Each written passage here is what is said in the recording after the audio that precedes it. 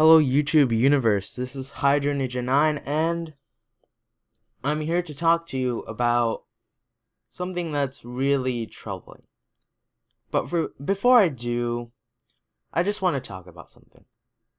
Listen, the gaming community on YouTube, the tech community on YouTube, we all have our differences. We all like different products. There's drama sometimes. You know, somebody did a fake giveaway, someone bought YouTube and Twitter subscribers and YouTube followers, etc., etc. That happens, but the real problem is when we can't form an alliance together. We aren't really together. We just try to make our channels bigger and we don't care about the other guy. And that's not how I think YouTube should work. I mean, I'll try my best to, get people smaller. If I like their videos, if I think they have good videos, I'll try to, retweet them. I'll try to retweet other people's videos. I think the bigger YouTubers should be doing this also, because you need to give back to the community, and you need to make sure that the small people also get, especially if they deserve it, they should get, some attention, some feedback, which, especially a lot of tech people, a lot of tech people do this. Tech people are probably some of the nicest in terms of YouTube communities. Gaming YouTubers, on the other hand, not so much. They're not that nice. I haven't seen many nice gaming YouTubers who, give back to the community and do stuff like that. But that's besides the point. There is some drama, there is some tension in the YouTube communities. But the fact is, when we can't get united to tell YouTube that we don't want something, we just let it pass. Like, the comment section. Everyone said at first, oh, it's a horrible thing, I don't want this. But no one went to YouTube and said anything about that. No one organized protests. No one did anything like that because, truly, we didn't care that much. We didn't care enough to make sacrifices. We just cared enough to complain a little bit and then let it slide. And the next time, they wanted us to log in with Google Plus accounts. Some people protested, but none of the big YouTubers did. I didn't see any big YouTubers say, oh, how about for one day, let's protest against Google and see what happens. No, because they're afraid of their revenue stream. They're afraid that if that one day, they won't get any money. That's why they don't do this. Now, what is unfortunate is that when stuff like this happens, we don't respond, and that's ultimately going to make it worse and worse and worse and worse. Every time our communities don't respond, it will just get worse.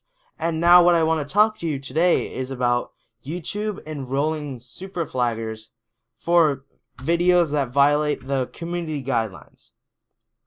Now, what a super flagger is someone from either the government or from any other organization that pretty much has the power to flag any video and then get it taken down within a matter of minutes. Now, if you aren't really YouTube inclined, you'd probably think, oh, well, normal users get to have that power too, right? No.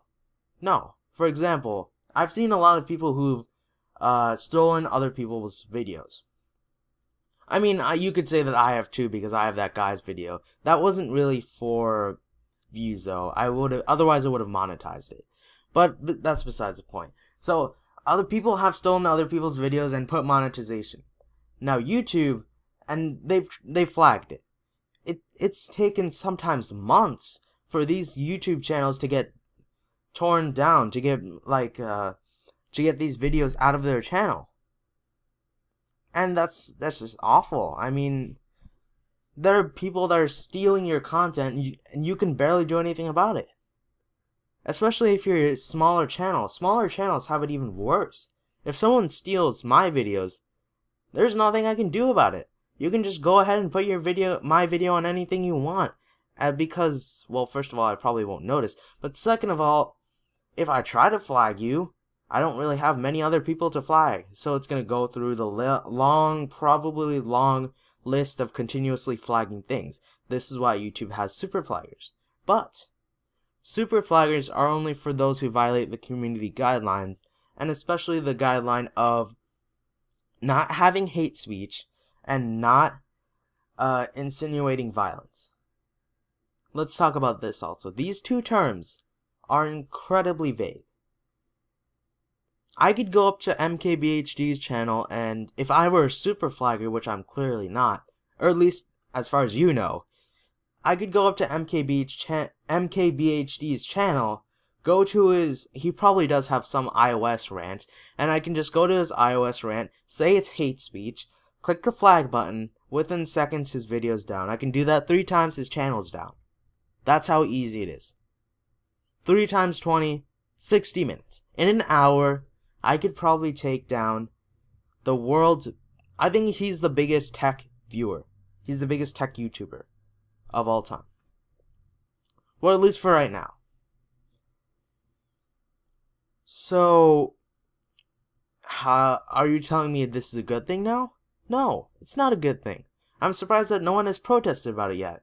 It's just been flown under the radar. I've only seen Alpha Omega Sin. That's the only person that I've seen doing a video about this. See, the worst part is we can get, our communities together because some guy pulled some drama with this guy and some guy called out this guy. We can get our communities together and, call out the other guy. That's all fine and dandy. But when we can't get our communities together to try and stop, really, what this really is just government intervention, the US government intervention onto YouTube, and to make sure that there's no bad government speeches or rants anywhere. Now, the reason why I'm saying government intervention is because they've already shown us the power of super flagging. This guy named Mark Dice, he makes really, I guess, kind of conspiracy-ish videos, and his channels, backup channel and his channel were gone now, because of super flaggers. So, you're trying to tell me, how can you say that this is a good thing? Because it's not. This is just the government trying to censor YouTube and trying to make sure that, nobody says anything bad about the government. Or nobody insinuates hate speech. Insinuates violence, quote unquote. So, my real question to you now is, why hasn't anyone created a YouTube competitor? See, this is what really gets me annoyed. Because you have these big, especially gaming YouTubers. I see this a lot with gaming YouTubers. I don't know why. It's probably because gaming is like, there's more of a divide, I guess. There's more people doing gaming. There's more people at the top. There's more people at the bottom. Not so much in the middle. So, there is a lot of, there's nothing being done, really, about these type of things. And when I try to suggest having a competitor to YouTube, because this clearly needs to happen. There needs to be a competitor to YouTube. Because that's what will prevent Google from doing these things, from basically doing whatever the government wants it to do. It'll do whatever the government wants it to do at this point. And that means YouTube is going to be affected. So this is why we need to have another YouTube competitor that actually competes. Vimeo, no. You need to pay for that. Dailymotion, no. No. It's not the best quality, plus there's not much users.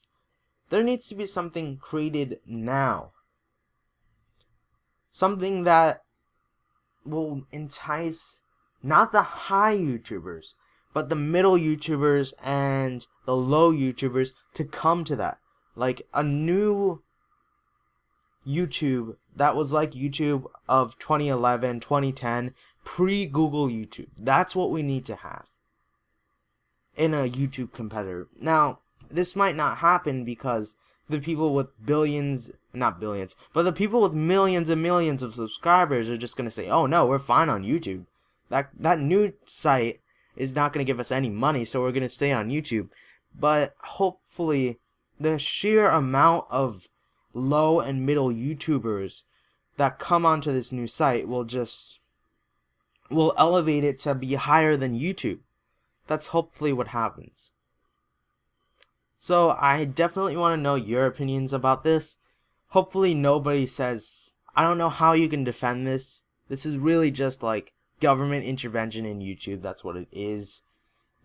There's not much else I can say about this, but I really hope that someday, maybe in the near future, maybe when I quit YouTube, maybe there'll be some other person that says, hey, now's the time. YouTube's gone to utter chaos.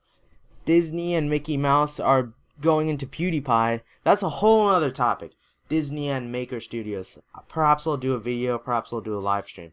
But perhaps someone in the future can have enough sense to create a YouTube competitor. Maybe it'll happen when I'm YouTubing. Maybe it'll happen when I'm retired from YouTubing. I don't know.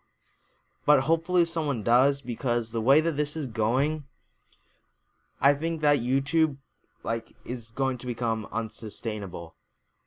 And we're going to have just companies and not actually YouTubers.